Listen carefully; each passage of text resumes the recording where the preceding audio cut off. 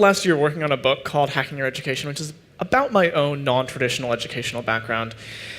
And it tells my story and uses that as a narrative basis, but it also weaves together the stories of about 40 other people that I interviewed who've done interesting things with their lives without relying on formal education. Some got college degrees, some didn't, some never went. But the common thread is that what they do professionally has absolutely nothing to do with what they learned in the classroom. When I was in 5th grade, when I was 12, I came to my parents and said that I didn't want to go to school. Now, lots of 5th graders say that, but my parents actually took me seriously. And they said, you know, it's your life. You should make your own decisions. If you don't want to go to school, the worst thing that could possibly happen is that you might go back one day.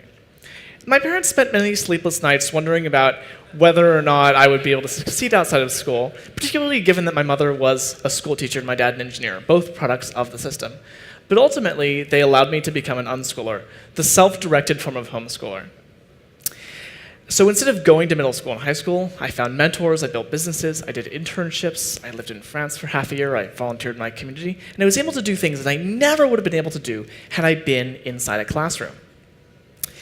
Unschooling is an educational philosophy that started back in the 1960s. Now, the term was coined by a guy named John Holt, who'd been a teacher in New York City for 20-some years. And he'd been asking the question that you normally ask when you go about improving something. And he'd been asking, how do we make school better? And he'd come up with all the traditional solutions of getting class sizes smaller and personalizing the education, and eventually came to the conclusion that was not the right question. That the right question to ask was rather, what are the outcomes that we actually want from school? Do we want school to form a community? Do we want it to be a social equalizer? Do we want it to deliver knowledge? And if so, based on those outcomes, what is the best way to actually achieve those outcomes? Now, I go back to this because people like to talk a lot about education reform and changing the education system today, but I want to remind you all that education reform, particularly ideas about anti-institutional education, are not new. A.S. Neil started a school in the UK in the 1920s called Summerhill, and he wrote a book by the same name in 1960. And that book about the democratic free school that he started sold 3 million copies over the 13-year period from 1960 to 1973. Summerhill is a democratic free school. The teachers, there's no curriculum. The students hire the teachers, and it's student-centric in every possible way. John Holt started a magazine called Growing Without Schooling in the 1970s to push his ideas of unschooling out into the world. And what's interesting is that this magazine was actually delivered to your mailbox in a brown paper bag, as though its contents would be as objectionable to the postmaster or your neighbors as pornography. And that's how crazy and radical these ideas about alternative education were. The real question here is not about whether you should go to school or about whether you should leave school. It's about whether or not we trust people's innate capacity to be curious. And that's the real question. Do we think that people need to be put into a system to be guided and molded and tested and shaped, like kneaded like bags of flour? Or do we think that if left to your own devices, that you'll be able to ask questions, answer them, and come up with answers? One point that I want to stop on and clarify is that homeschooling is not the same thing as unschooling. My parents didn't pull me out of school because they didn't want to teach me evolution. That was not the case at all. Leaving school was my idea, and unschooling is something that's done for educational reasons. And another good thing to clarify is that unschooling, leaving a school, does not mean that I learned in a solitary way. I was not sitting in my room on my computer looking at lectures for 16 hours a day. So I had a really vibrant community of individuals who were around me who were able to support me in the process. So like I mentioned, I did things like work on political campaigns, I organized collaborative learning groups, I played in bands, I helped build a library in my hometown, I went to conferences, I worked in Silicon Valley at startups, and eventually, even after spending 6 years outside the system, I still went to college.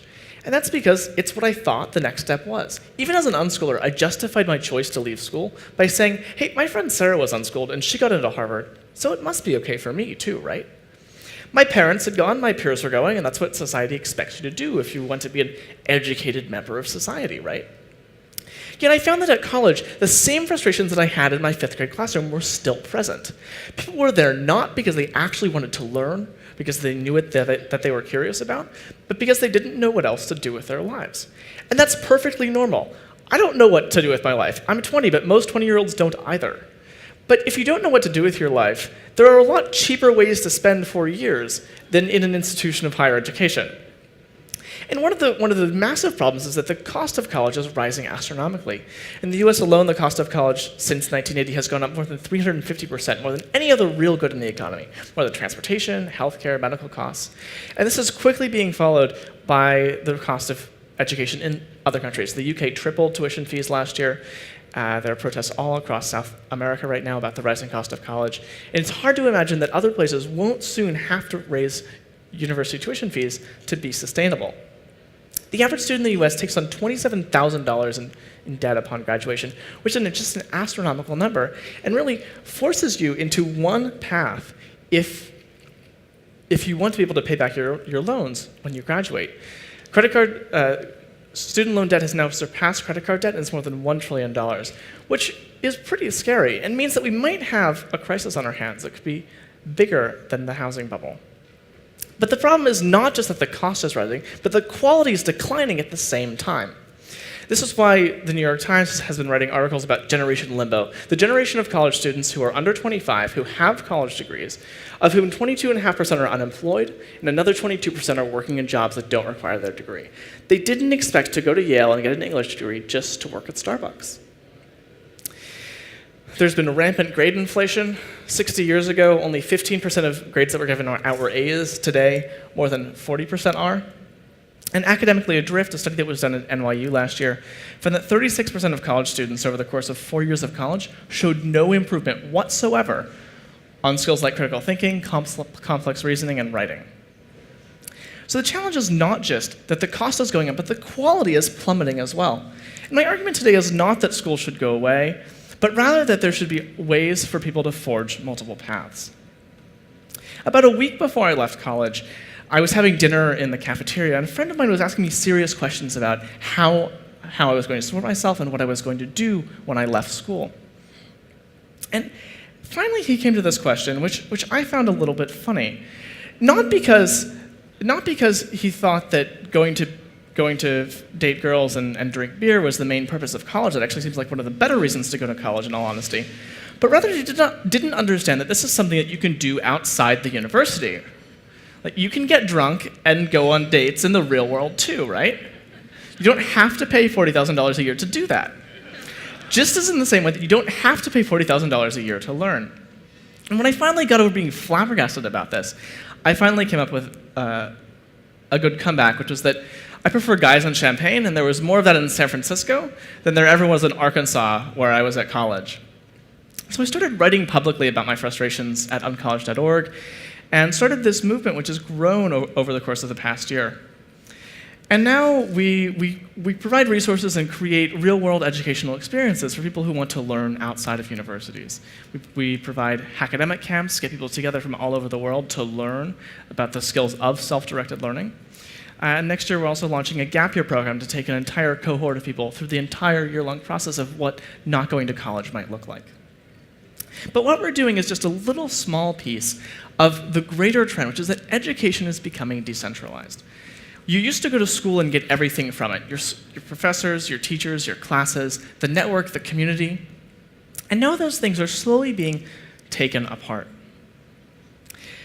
It used to be that you'd go to a lecture and get that knowledge, and now MIT has been putting their courses online for over 11 years. And more recently, we see things like Coursera and Udacity, but ultimately, that's pretty boring. The knowledge bit is easy to access.